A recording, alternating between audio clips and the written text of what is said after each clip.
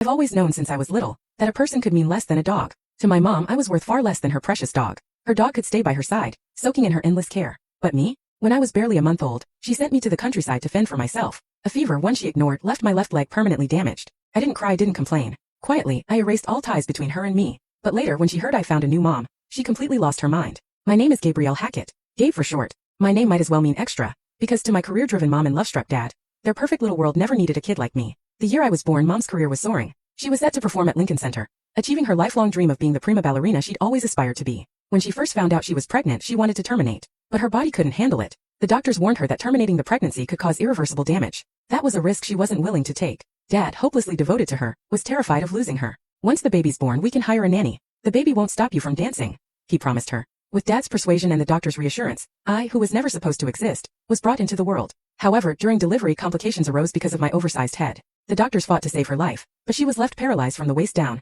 confined to a wheelchair for the rest of her days. Because of me, Mom's career was destroyed. I became the villain in her story from the moment I was born. She never smiled at me, only met me with endless disdain and bitter words. To console her, once her health stabilized, Dad whisked her away for a vacation to help her recover. And me? They left me in the hospital's incubator, completely forgotten. Thankfully, a kind-hearted nurse called Dad to remind him to pick me up. But in the end, it wasn't my parents who came for me. It was the nanny they'd hired. Throughout my infancy, my parents never once held me. Mom had plenty of milk to breastfeed me, but she wouldn't. She'd pump it and pour it all down the drain instead. The nanny tried to persuade her. Breastfeeding is good for the baby. Mom sneered. That thing isn't good enough to drink my milk. Maybe her cold, cutting voice upset me, but I cried endlessly in my bassinet. The nanny rushed to comfort me, but Mom was visibly annoyed. Crying, always crying. It'd be better if she just died already. That was her go-to line. If not for my eyes that resembled her so closely, even the nanny might have doubted I was her child. There are probably few kids in this world who from birth are showered with nothing but rejection. Mom made it an art. She'd instead I suffer than let herself endure the slightest inconvenience. But she didn't know back then that life had a way of balancing the scales. The pain you spare yourself by neglecting your children will one day return to you tenfold.